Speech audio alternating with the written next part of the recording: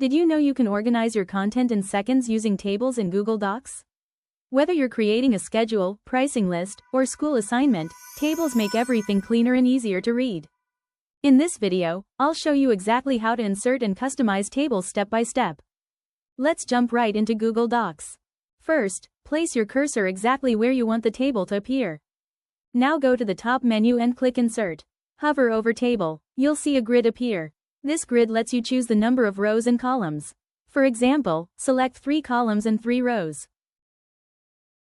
To add more rows or columns, right-click anywhere inside the table.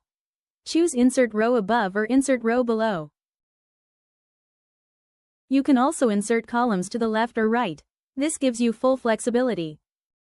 Right-click anywhere inside the table. Then choose Table Options. A settings panel will open on the right side of your screen.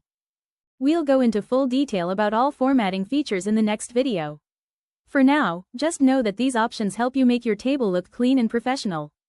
In part 2, I'll show you how to resize, format, and style your table so it looks clean and professional. Make sure you watch the next video so you don't miss that step. If this helped you, give this video a like and subscribe for more simple tech tutorials.